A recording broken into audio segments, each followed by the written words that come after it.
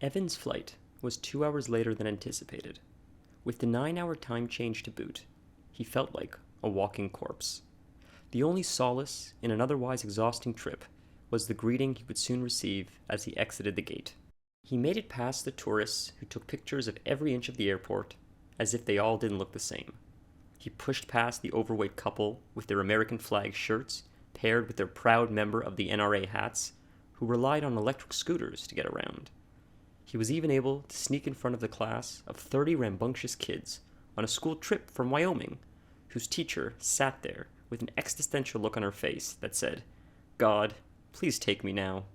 Evan knew the other side of those frosted sliding glass doors were the reason he got up every morning. As he approached, his heart began to race with excitement.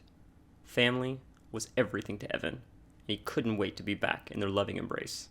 When the sliding doors opened, Evan pulled his wheeled suitcase behind him, scanning the onlookers for Heather and the kids. To no surprise, he saw Heather on Instagram Live, talking to her fans. Next to her was Stephanie, holding a big pink Bristol board that said, "Welcome home, Daddy." His face lit up to see Stephanie. He figured Noah would have been there too, but given the time, it makes sense Noah stayed home. He's probably long asleep, Evan thought to himself. As he walked down the ramp towards Stephanie and Heather, Stephanie dropped the sign and ran up to him, wrapping her arms around his leg. He lifted her up with one arm, pulling the suitcase in the other. Heather didn't notice. "I get so lonely when he's gone. I guess I appreciate you guys more than you know. Don't forget to like and comment and share with your friends, okay? Love you guys. Kiss, kiss." She kissed the camera with swollen lips and turned it off. As soon as the recording ended, her happy disposition slumped into annoyance. "You're 2 hours late." "We got stuck on the tarmac, I'm sorry." Evan noticed her swollen lips. They looked like overstuffed pillows, if pillows had sores leaking with pus. "Your lip?" Heather rolled her eyes. "Chantel, that girl that runs the makeup company, she sent me a lip filler." Honey, it looks like some kind of allergic reaction. Have you spoken to Dr. Waitis about this?" "It's fine. It's part of the process. When they heal, they'll look so hot." "Does it hurt?" "Only when the pus drains." "Sweetheart, this is not normal." Heather looked around with embarrassment. "Evan, stop it, please. You're making a scene." It was late. After a 12-hour flight, he was tired. "Did your mom drive down to watch Noah?" Heather turned around. She didn't need to say anything. Evan's face became white. Evan dropped his bags and began screaming Noah's name. "How could you take your eyes off him? I was busy." Stephanie began to cry. "Where's Noah?" Evan got down to one knee. "Sweetheart, look. I need you to be strong for Daddy, okay? Stay with Mommy. I'm going to find Noah. Can you do that for me?" She wiped the tears and snot from her red face with her stretched out sleeve and nodded. He ran outside and looked around. Taxis, shuttle cars, limos, people kissing their loved ones and walking to the airport parking lot, but no sign of Noah. Evan noticed a tall man with shaggy blonde hair with a red vest on. He was a baggage handler, helping a young Asian couple load their bags onto the cart. He ran up to the man. "Security, where is it? I've lost my son." Evan cupped his hands and screamed Noah's name again. "We're not mad, buddy. Just come to my voice." The baggage handler looked stoned and not fazed by this. "What did he look like?" "What does it fucking matter?" Evan turned around, screaming Noah's name again. Dude, I need to tell security what they're looking for." The baggage handler said this with a passive-aggressive tone Evan didn't care for, but right now, there was only one thing that he cared about. He looks like a kid? Christ, I don't know, alone? Fuck, brown hair? Fuck, I don't know what he's wearing." Evan ran past the Asian couple, past the large Indian family loading up a taxi van, excited to begin their trip, and past the security guard with the dog in a vest labeled, "Do not pet. I'm working." Evan cupped his hands and screamed Noah's name again. His skin was clammy as his heart raced inside his chest. His mind flooded with worst-case scenarios. Chopped up remains of children was nothing more than a grotesque headline to shock you over your morning coffee. A horror story to talk about by the water cooler at work. At least it was. Before today. The baggage handler spoke into his walkie-talkie.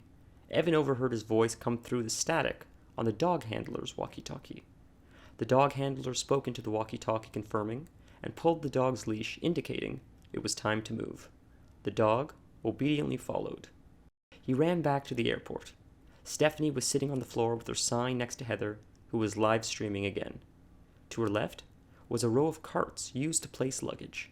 Inside the bottom front of the cart was Noah, sitting quietly, watching the sea of legs and luggage pass him by. Evan ran over to him and scooped him up. "Daddy," Noah said with excitement in his voice. Evan tried to sound stern, but he was too choked up. "Don't you ever do that to me again. Never run away, do you hear me?" With tears running down his 5 o'clock shadow, he kissed Noah's head and held him tightly, wanting to never let go. He carried Noah over to Stephanie and Heather. Stephanie yelled out, "Noah!" Heather turned around with camera still lifted above her head and said, "Look who we found!" The screen buzzed as hearts poured in with comments and likes. "Glad he's safe. You look beautiful, Heather. What's wrong with her lips?" Chapter 45. Heather stood in front of the mirror, applying a cream from a silver canister with Chinese writing that said, "Experimental use only." Behind her was Evan, eyes bloodshot and swollen. She paid little mind to him as she casually rubbed the cream into her cheeks. Lips swollen with pus, she was careful not to touch them, out of fear of opening the healing wounds. He stood behind her, looking at her through the mirror. "Oh, don't look at me like that. It was an accident. It's fine." "Have you lost your fucking mind? Jesus Christ, listen to yourself. He's your son!" She stopped for a moment to turn around and face him. Her lips let off a stench of infection as pus danced on the surface of her open wounds. The cream swirled on her cheeks like spirals of sulfur-smelling paste. "You don't think I feel like shit? It's not about you for the first fucking time in your life. Someone could have taken him. But they didn't. Relax." She turned around, finishing rubbing the cream in her face. She turned back to him. "This was a gift from a new company. I'm testing out their products. It's supposed to make my skin glow. Notice anything yet?" Evan punched the door and walked out. The door smacked the wall behind it, denting the wall with the door handle. Heather screamed, "Great! Now you put a hole in the wall!" Chapter 46. The next morning, Evan was sitting at the kitchen island, sipping a fair trade Colombian dark roast. The house was quiet. It was Saturday, and everyone was sleeping in. The swelling from his hand woke him up at 3:30 a.m. The quietness was a rarity in this house. He tried to enjoy the serenity that was a quiet home, but with every heartbeat, his hand pulsed with a sharp pain that shot up his arm like a jolt of electricity. His hand swelled to the size of a Mickey Mouse glove, his knuckles bruised and swollen. A layer of skin broke, bleeding, hurting every time he reached for his coffee. He heard stirring upstairs. It sounded too loud to come from the kid's bedroom. It had to be Heather. He was not ready to deal with her yet. He prayed she only got up to use the bathroom and went back to bed.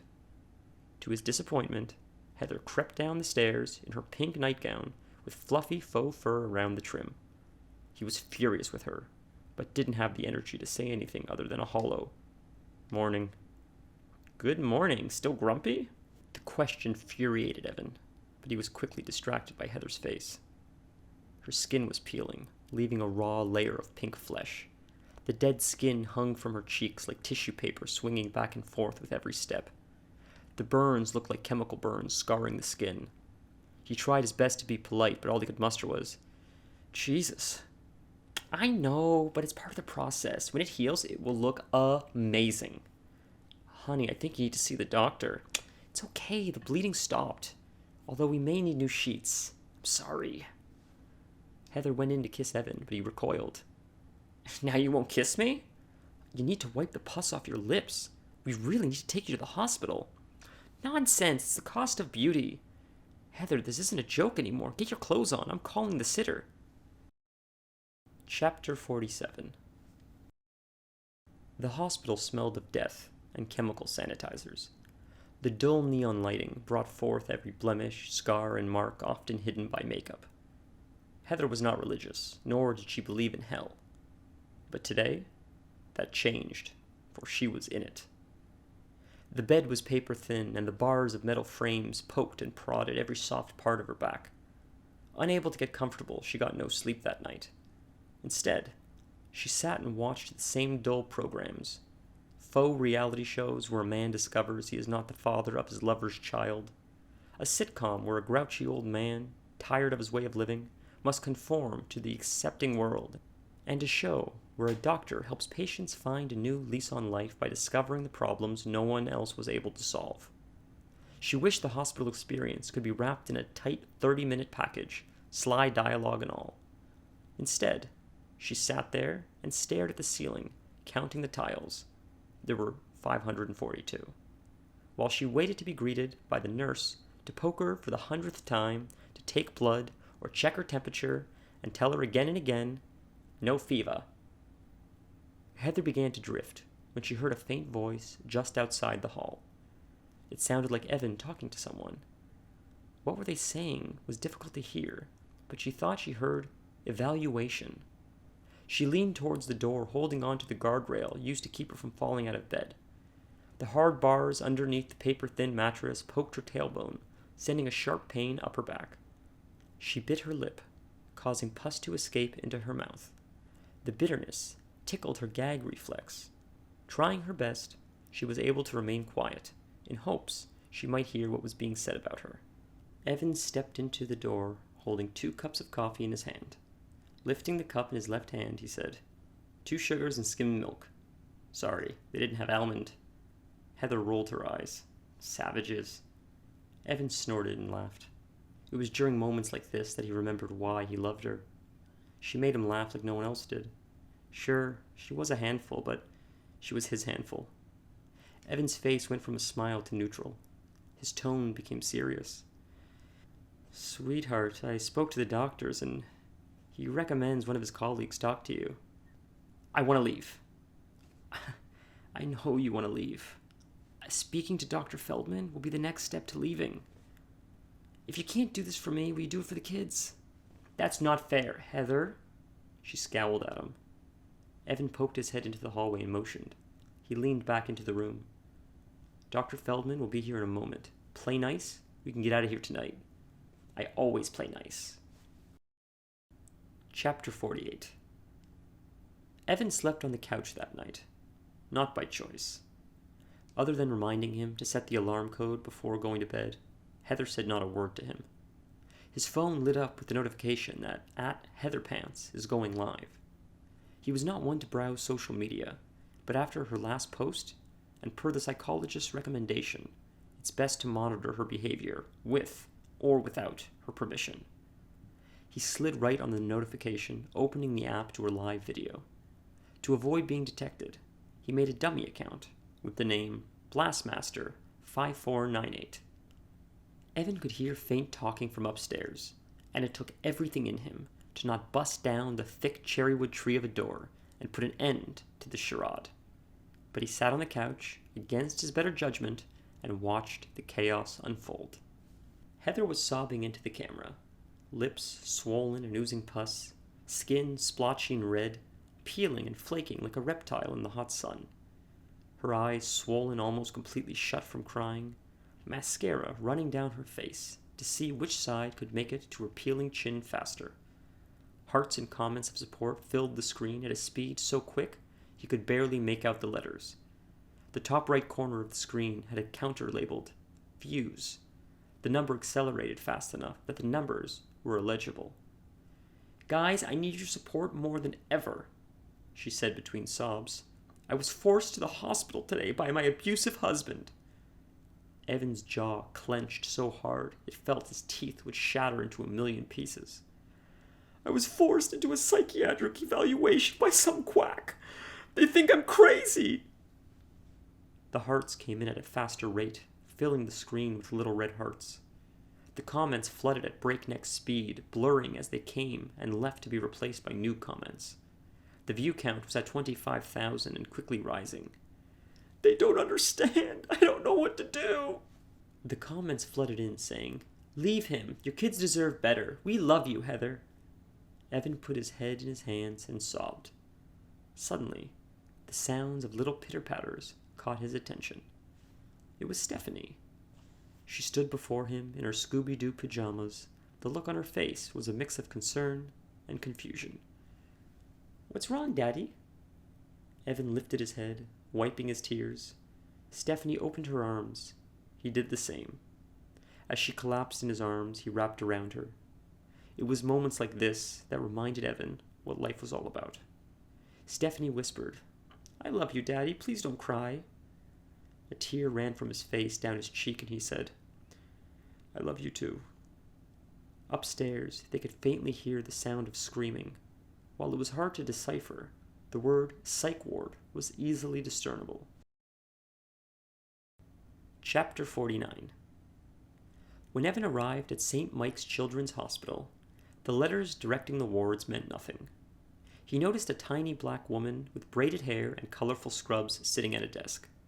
The woman was watching something intently on her phone. Evan approached without considering his tone and asked, "Noah Liston." He was panting. "Where can I find his room? I was told he was admitted here." The woman eyed him up and down, seeing the sweat gather on his brow and panting. With a tone that almost indicated she was bothered to be interrupted from her phone, she said, "Sir, we can't just give out room numbers." "I'm his father! Where is he?"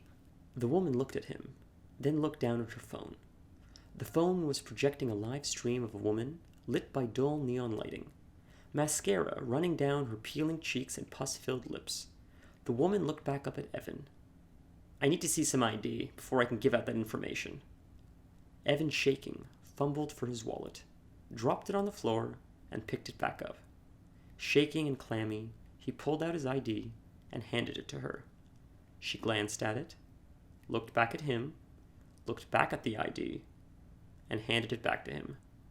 She typed away on the computer, which felt like an eternity. While waiting, he looked at her phone sitting on the table. Hearts poured in with comments, flooding the screen in a blur of indiscernible text. The camera panned to a young child with dirty blonde hair lying unconscious on the hospital bed with a ventilator. The woman looked up at Evan, who was still attached to the phone. She moved it to her lap and said, "Floor 6, room 638. He rushed for the stairs and made his way to the 6th floor. As Evan approached room 638, he could hear the sound of Heather's voice. She was thanking her followers for their love and support. He took a deep breath, wiped the sweat from his forehead, and stepped in.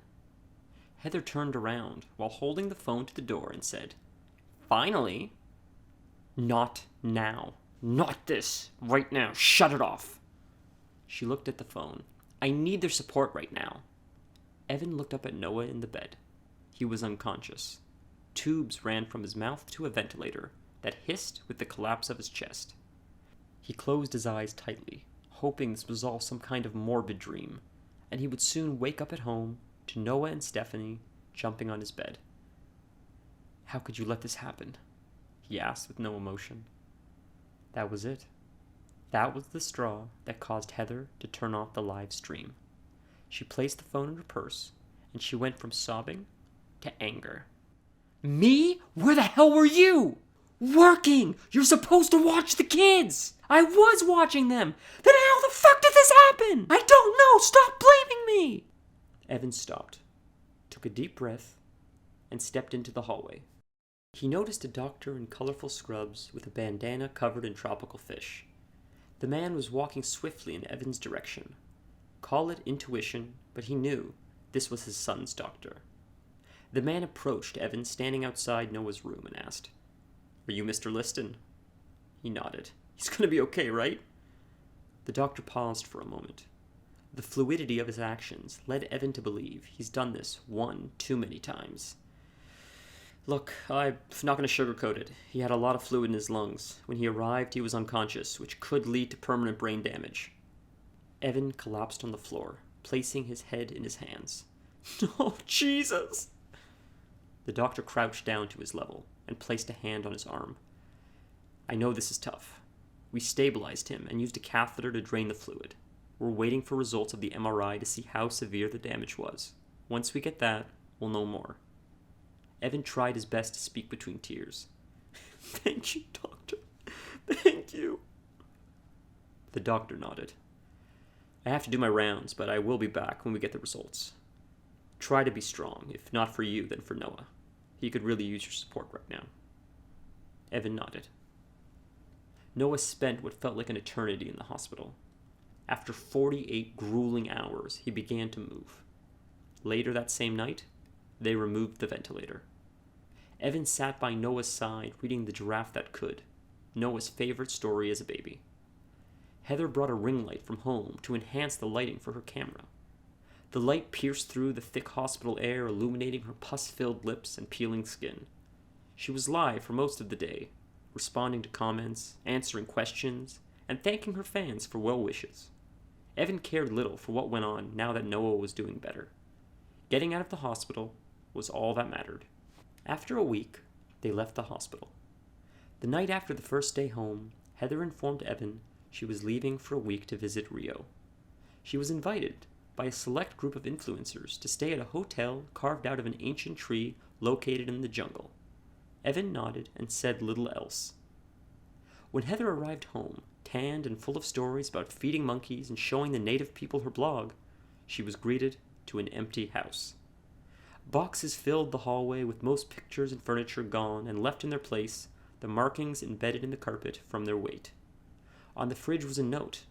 The note read, "Heather, I can't take it. I love you. Or should I say, loved you.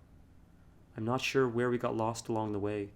If you want to hurt me, call me names, accuse me, I can take it, but I can't watch the kids suffer anymore. You will receive a letter in the mail in the upcoming weeks with divorce papers. You can have the house, you can have whatever the fuck you want, I don't care. I don't want to drag this out. I can't keep doing this to me, to the kids. I love you. Or at least, I did love you before you became whatever this is. I'm sorry. I wish things were different. I will never forget what we had. Love, Evan." Heather sat there a moment in shock. Without missing a beat, she pulled out her phone, pressed the big red button with mascara running down her cracked tan skin and said, "You'll never believe what just happened." The end.